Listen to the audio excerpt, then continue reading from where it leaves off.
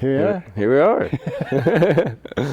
Discovering and unlocking your brain's superpowers. Let's go. Yeah, where we learn how to train your brain to work for you, not against you. Because if we leave it to its own devices, it will work against and not for. But if we train it to work for, it will work for.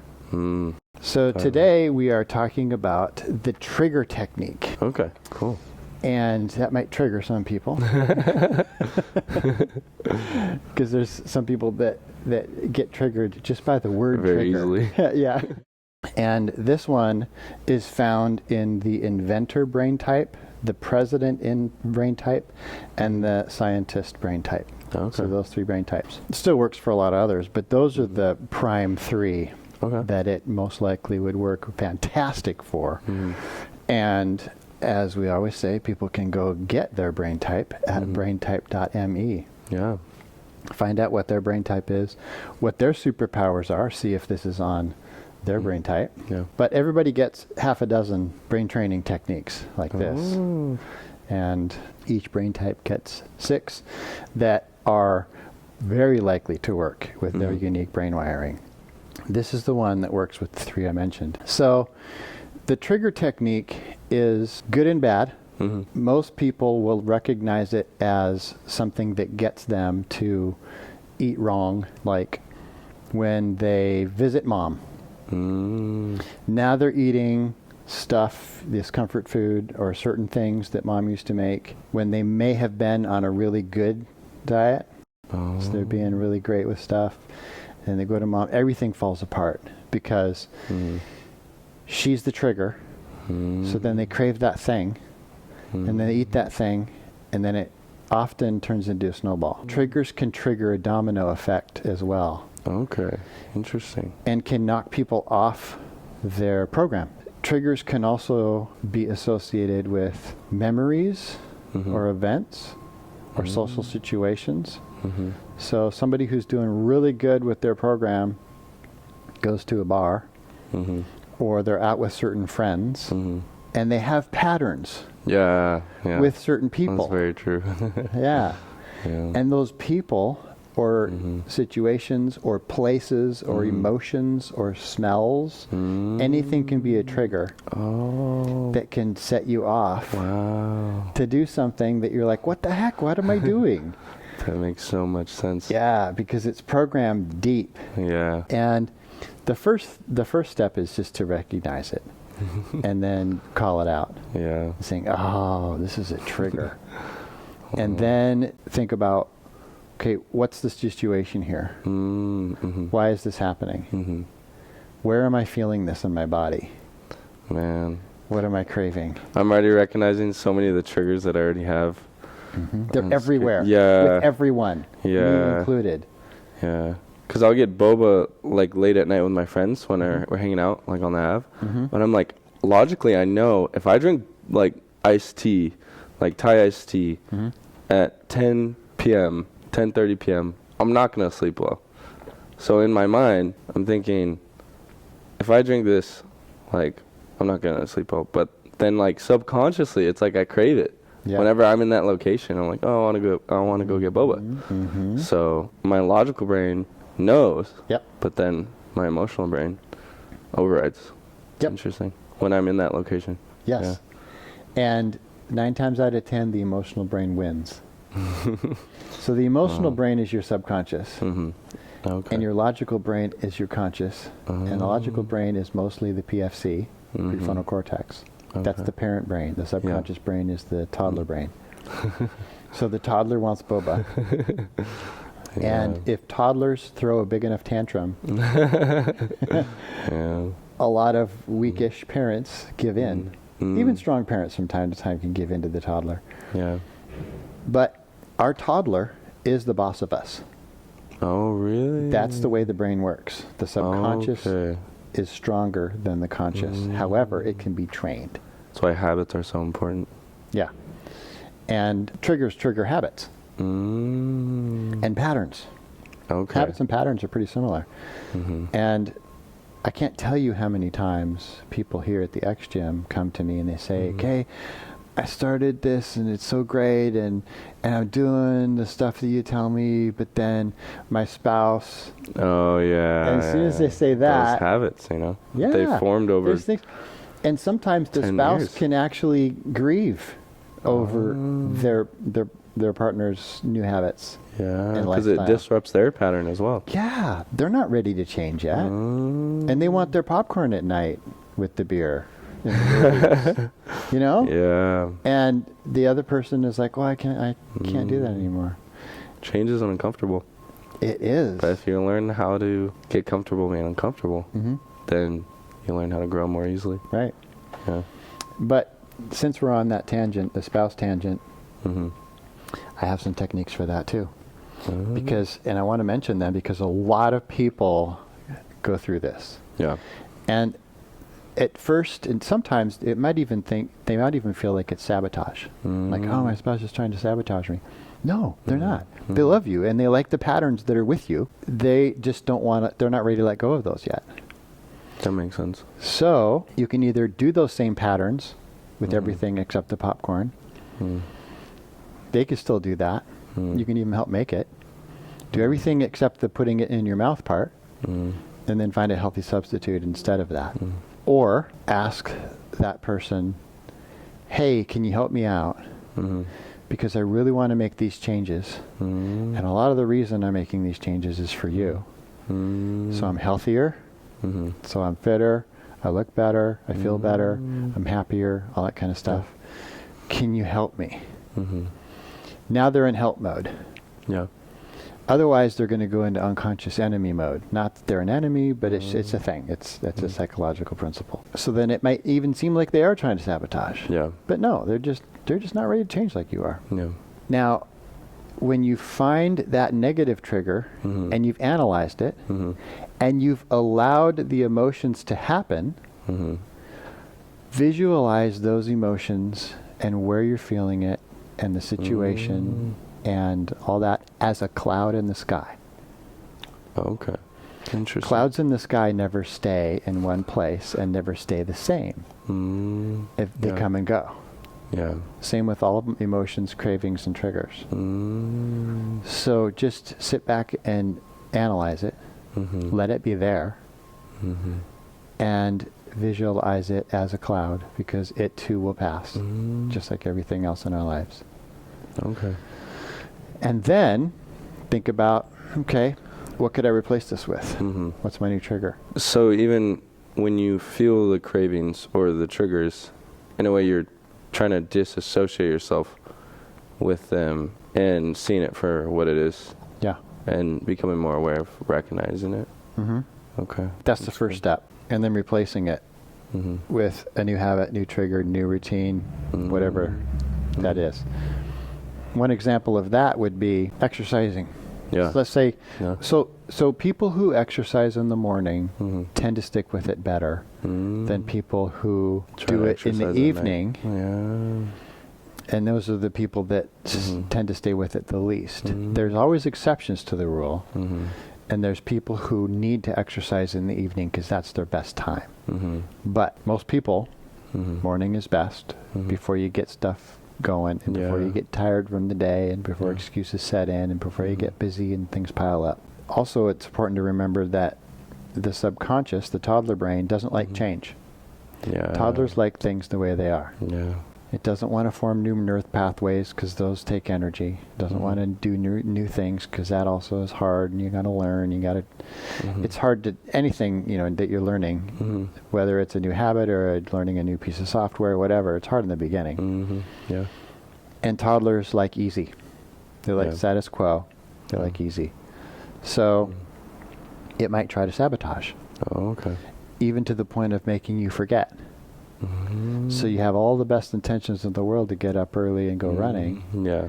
And then your alarm goes off and you're like, why is that going off so early? Because the toddler made you forget. Yeah, Then toddler you reset it. Hit snooze 10 times. So then you can put something on top of your alarm clock that is a trigger. It reminds you. Yeah. Well, so you're turning. Why is that going off so early? You tap it to stop it or reset it, and you grab the thing that's not usually there. Oh yeah, that Like a remember- little sticky note on your phone Sure. or something. Yeah. Yeah. Or a sock. Mhm. It's like, what the? Just to disrupt your pattern. Like what on earth is it? Yeah. And then you kind Mm-hmm. of get caught up in the busyness. Oh, something's urgent. The toddler will say, Mm. oh no, remember that email? You got to check and see if that's in. Mm. So you did get up, Mhm. but and now you start it's, procrastinating on. yeah. Say the toddler wants to scroll on social media, and you get up earlier, Right. and then you start scrolling, and then you fall back asleep. Yeah. Or Yeah. time disappears. You know how time time flies when you're flies, yeah. doing stuff that is Yeah. dopamine Mhm. producing, like social media. Yeah. So you get out of bed, Mhm. and the toddler's trying to distract you, but you have put your running shoes outside the door. Yeah. So you open the door. And they're right there. They're in your Oh, walkway. there's my trigger. And then you're. And you now look that's at it. also, triggers also remind you to Mhm. get your parent brain online, Mm, PFC. Okay. which is the part of the brain that trains the toddler. Mm. It can temporarily override the toddler and Okay. teach the toddler. So with enough overrides and enough teaching, now the toddler thinks differently, and the toddler is the one that's getting you up to go running. Oh, really? Yeah, because at Wow. first it's work Yeah. until the habit is formed, and then the toddler takes over, and the toddler says, oh, I guess this is what we're doing now. Okay. Because the toddler doesn't really have a judgment whether something is good or bad, Mm-hmm. or whether they want to or don't want to. Mm-hmm. It's just that they love the status quo and they don't like like change. energy. So if it's hard Mm. and if it's not the status quo, they'll fight you. Yeah. But once they're trained, Mm-hmm. now they've got a new status quo. Okay. Now once the habit is established, Mm-hmm. they're going to motivate you to keep running. Yeah. And now it's hard to stop. And then it becomes routine. Yes. And then it becomes almost second nature. Exactly. And then the hard stuff becomes relatively easy because it's practice. Exactly. And here's another reason the trigger works is because triggers Mm-hmm. are one step forward, Mm. and it makes things easier. Mm-hmm. I do this with recipes. So if I want to make a new recipe, Mm-hmm. and I'm gonna have to get all the stuff out, I'm gonna have to measure stuff, Yeah. I'm gonna put it together. It's not automatic Takes yet. time, It's kind of a kinda pain in the tedious. butt. So what I'll do Mhm. is, okay, I'm gonna make this recipe tomorrow. I think ahead. That's a PFC that thinks ahead. Mm-hmm. And then I take the ingredients out and put them on the counter. Oh, and then So it then reminds tomorrow, it not only reminds me so the toddler can't make me forget it, you. Okay.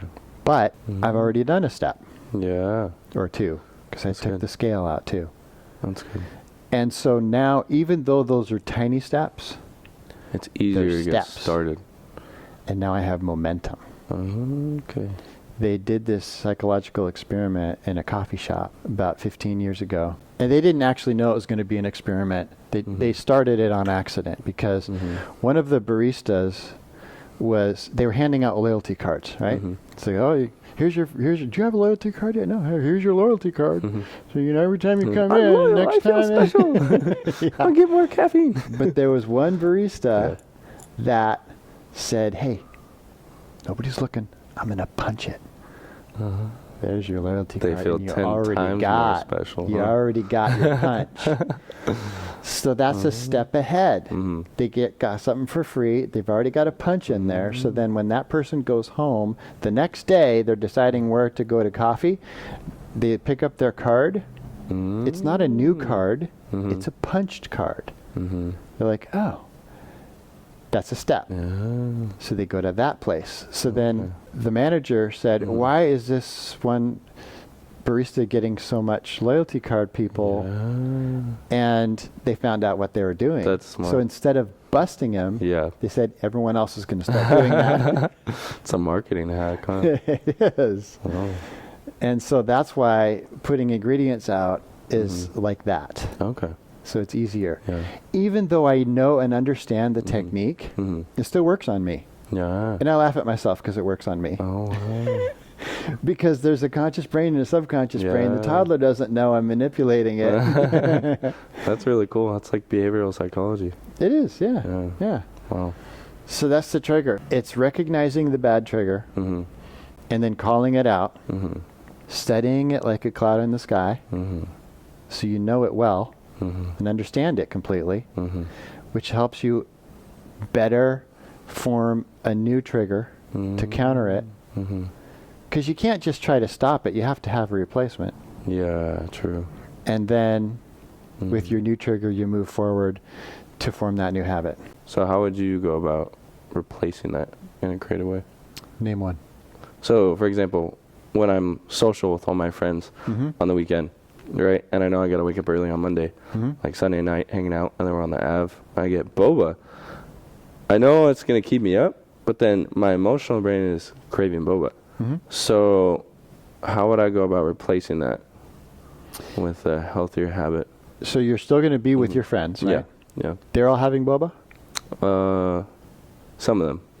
Yeah. What do some of the other ones have besides boba? Some of them just don't eat, or they don't get food, or they don't get drinks. Yeah. Could you do that? Yeah, I could try. Is there another drink that you could do besides the boba? I could do water. Be lame. Be lame and do water. Or I could just get uncaffeinated stuff without heavy sugar or low sugar. Do they make uncaffeinated boba? Yeah. And could you bring your own sweetener? Probably. Yeah. So you could bring some stevia or, a Okay. So it still tastes good, but it wouldn't be as caffeinated and sugary. Yeah. And you don't need That's the good. caffeine. You're still getting the boba. You just don't have the caffeine. Yeah. So now you can get to sleep. Yeah. And Okay. you're healthier because you're using stevia. Okay. And you could just little packets. You could just put them in your pocket. Yeah, that'll be good. Keep them in your car. That'll be really good. And now you're getting to sleep, and you're still enjoying the taste and the social aspects and all that kind of stuff. Would that be doable? Yeah. That's pretty easy, right? That's pretty easy, yeah. Yeah. So that's an example. Okay. Yeah. Sweet.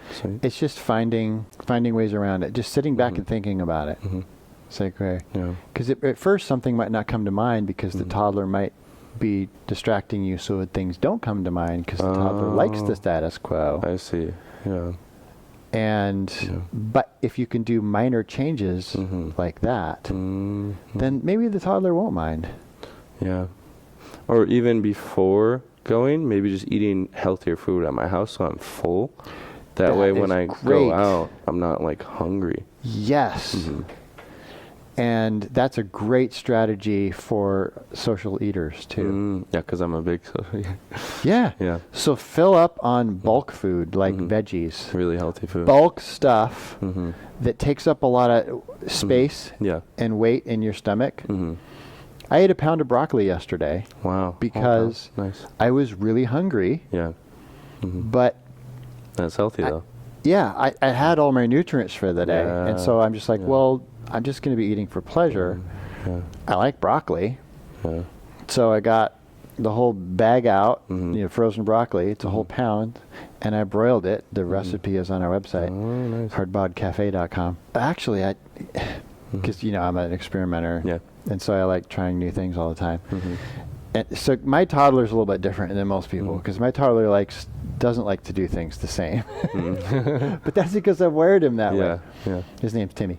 Isn't that a great name for a toddler? Good. Yeah, that's a good name. And so I got the broccoli out, and Timmy said, hey, let's do something different. And so I noticed that I had some MCT oil in my spray, my sprayer. So instead of butter, because that would be really heavy, I love butter on broccoli, but this was later in the day. Yeah.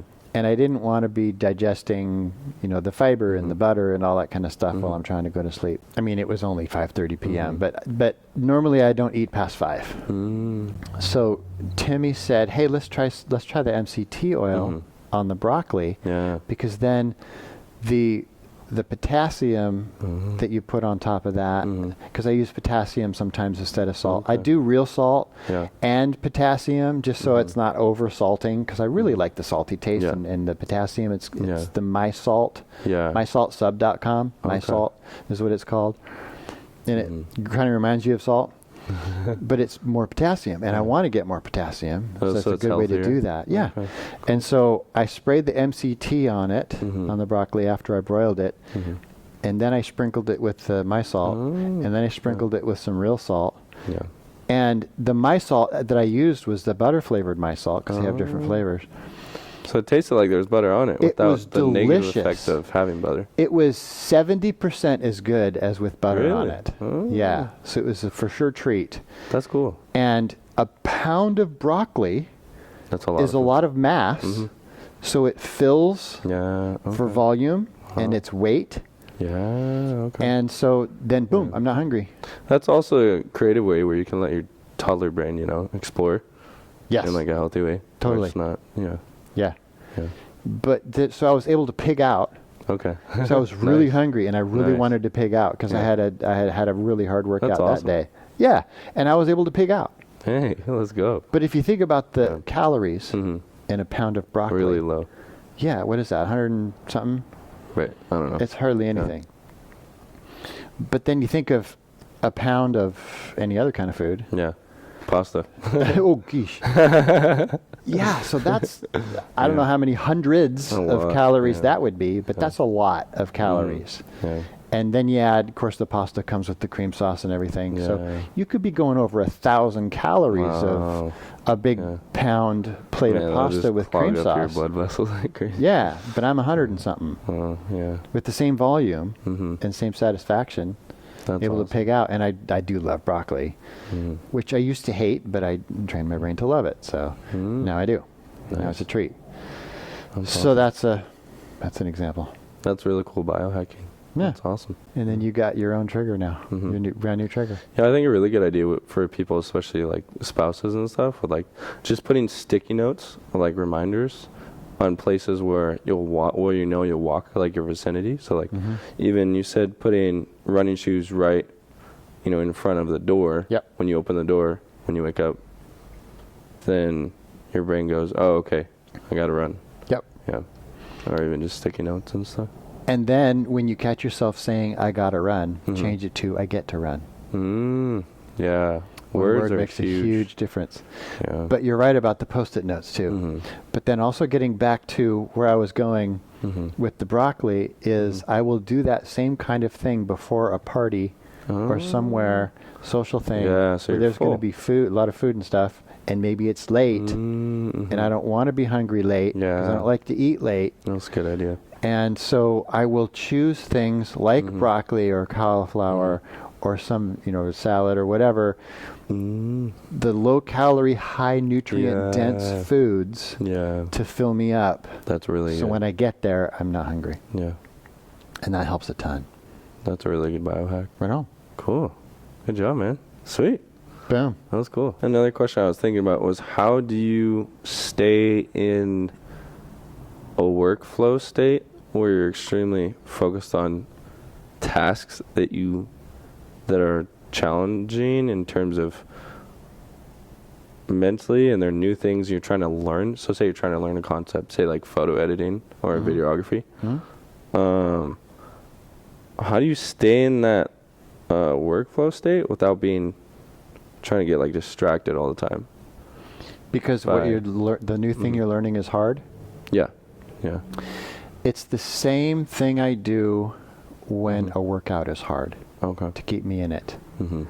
Is I tell myself, Mm-hmm. this is, so for a workout, I tell myself this is Mhm. awesome for my body Mm-hmm. or for the whatever muscle yeah. I'm working. Yeah. Yeah. I'm so glad I'm doing this Mm-hmm. because of all the benefits. Mm-hmm. And then I say, I love this. This is amazing. Mm-hmm. And the toddler doesn't Mhm. know Yeah. if you're being truthful or not. Okay. So you're So just you can tricking it. say stuff, you can say stuff like that. Yeah. It'll believe whatever you say, Yeah. even if you're Okay. acting. Cool. And if you say it enough, Mm-hmm. it believes it, and then you actually feel that. Then you're getting a dopamine hit Yeah. from really hard workouts yeah. during the workout Yeah. instead of just the results of it at the end. Yeah. Same thing with That's why learning we do something lightweight, new. baby. Yep, yeah, right. Yeah, that's a good idea. That's cool. Yeah, Ronnie does it. Mhm. He's talking to his toddler. He doesn't know he's talking to his toddler. He doesn't know all the Ain't nothing but a biohacks, peanut. but he's doing it. Lightweight, baby. That's him talking because he's learned it Yeah. over time that works. He doesn't know why, Mm-hmm. but Yeah. he's talking to his toddler. That's cool. That's really cool. Same thing with learning something new, Yeah. like you're talking about. Mm-hmm. Then you say, oh, this is hard. This is so good for my brain. Yeah. Because it is. Yeah. The hard stuff is the best stuff Yeah. for your brain. Yeah. And Very true. and it's burning more calories. Oh, that's The good. brain is 2% of our mass, but it burns 20% of our calories. Wow. Isn't that crazy? That's good. And so if you're using it even harder, you're burning more. Yeah, that's cool. 'Cause the brain's just on fire, just trying to figure this thing out. So you're going, oh my gosh, this is so good for my brain. And oh, my metabolism, yeah. That's awesome. Yeah. That's really cool. And then even if you don't mean it, say it with enthusiasm. It'll feel like acting because it is. Yeah, that'll boost your state. But your toddler's getting jacked. That's awesome. Wow. He's like, really? Okay, this is great. Yeah, this is great. That's cool. And the more enthusiasm you can do acting, Yeah. the quicker your toddler gets trained that that's an amazing thing. And then pretty soon he's taking over and you don't even have to try because your toddler thinks that's amazing. And then you're motivated and you're getting dopamine from doing it, from the process. Wow. Okay. Yeah. That's awesome. Yeah. That's really cool. I know. We could go all day, but yeah. Thanks. So yeah, Cool, man. boom. Sweet. And that's all I have to say about that.